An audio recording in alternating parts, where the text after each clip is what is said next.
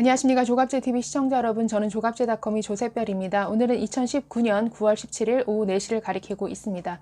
자, 군인은 어떤 사람들입니까? 유사시에 자신의 목숨을 걸고 전장에 나가서 최일선에서 적들과 싸워야 되는 사람들이죠. 그렇기 때문에 이 국가에서 이 군인은 참 잘 대우를 해줘야 됩니다. 그 명예를 잘 지켜줘야겠죠. 그리고 또 국가를 위해서 싸우다가 희생한 이 군인들을, 그 유공자들을 제대로 예우해주고 국가적 차원에서 잘 지원해주는 것, 이것은 국가의 책무라고 할 수 있죠. 자, 그래서 이렇게 안보 일선에서 정말 헌신한 사람들을 최대한 국가적 차원에서 지원하도록 만들어 놓은 기구가 바로 국가보훈처입니다. 자, 그런데 이 국가보훈처에서 정말 오늘 어이없는 일이 발생했습니다. 보훈을 하라고 만들어 놓은 국가보훈처가 보훈이 아닌 정치를 하는 것이 아닌가 하는 의심스러운 일이 이 국가보훈처에서 일어났습니다. 그리고 더욱 문제가 되는 것은 그 이면에 그 결정을 하는 데 있어서 지금 영향을 미치고 있는 게 김정은 눈치 보기라는 것이죠.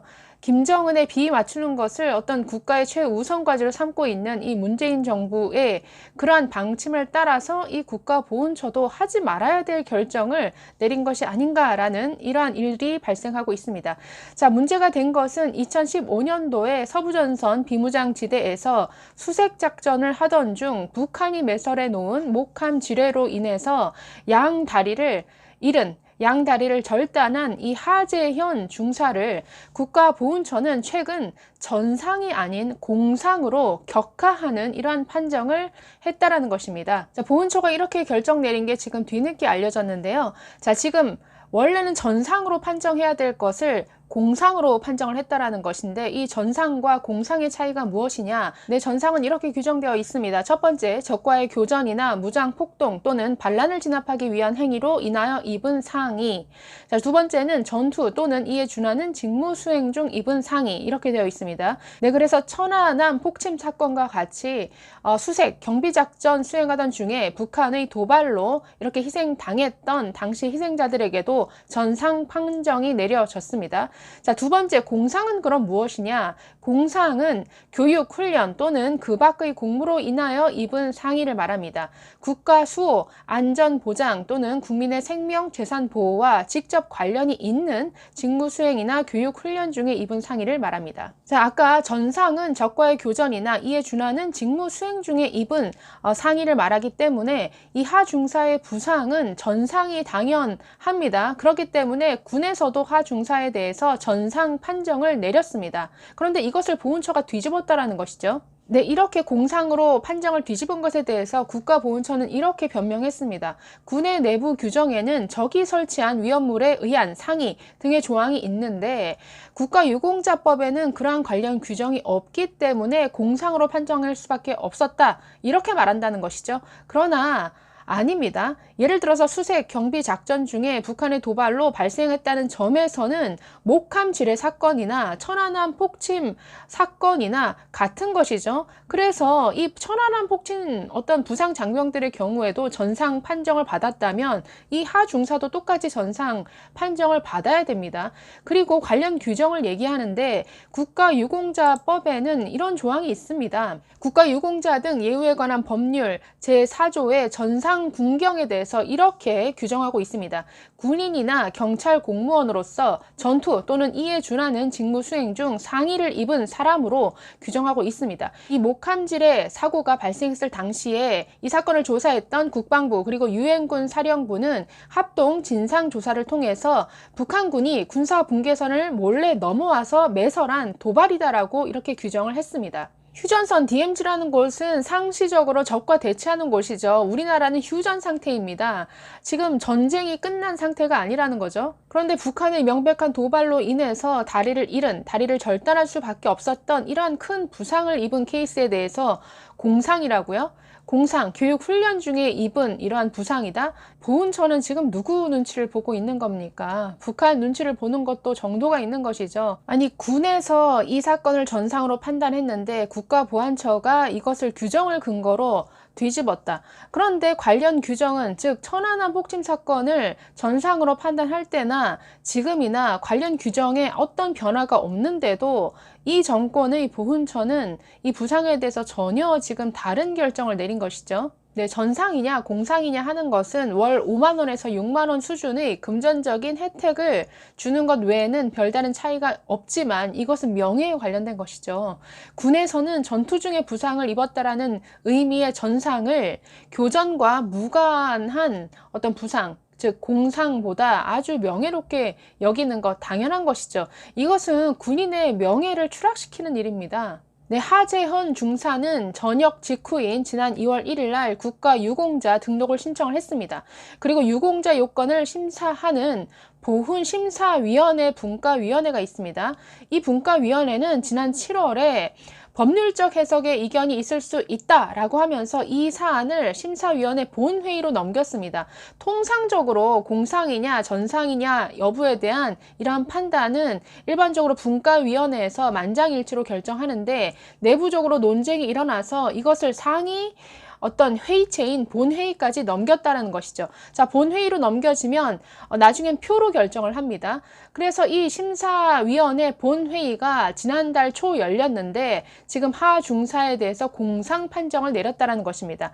이 과정에서 이제 표 대결이 벌어졌는데 그 과정에 친여 성향의 일부 심사위원들은 이런 발언까지 했다라고 합니다. 조선일보 보도에 따르면 전 정권에서 영웅이 된 사람을 우리가 굳이 전상자로 인정해줘야 하느냐라는 이러한 취지의 발언을 했다라고 합니다. 아니, 하재헌 중사를 대한민국에서 얼마나 영웅 대접을 해줬습니까?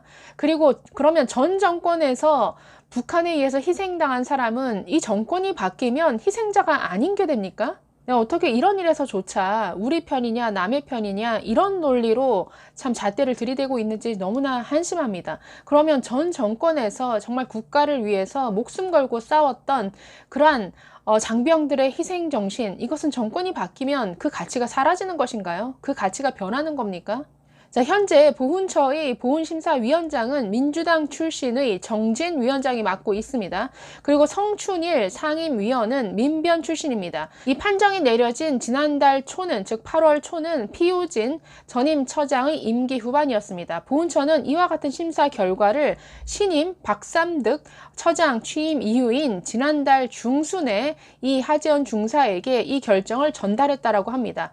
그래서 이 신임 보훈처장이죠. 이 박 처장은 이와 같은 결정이 내려진 것을 모르고 있다가 하재헌 중사가 이 결정에 반발하면서 이의 제기를 한 후에야 지금 사정을 파악한 것으로 알려지고 있습니다. 네, 그동안 이 국가보훈처는 지금 이런 일이 한두 번이 아닙니다. 지난 1월에는 고엽제 후유증으로 암투병 중인 박승춘 전 보훈처장에 대한 보훈 대상자 신청을 아무런 이유 없이 7개월 동안 보류하기도 했습니다. 당시 이런 보훈처의 결정을 두고 박승춘 전 보훈처장이 워낙에 현 정권이 지목한 적폐 1호라서 이 심사를 일부러 보류를 한다, 이런 말이 많았었죠. 당시 보훈처는 이에 대해서 개인의 질환과 보훈 심사를 적폐몰이에 이용할 만큼 품격 없는 조직이 아니다라고 이렇게 해명을 했었습니다. 그러나 글쎄요, 전혀 반대인 것 같습니다. 글쎄요, 저는 개인의 질환과 보훈 심사뿐만 아니라 정말 북한과 용감하게 싸우다가 희생당한 이 군인들의 희생까지도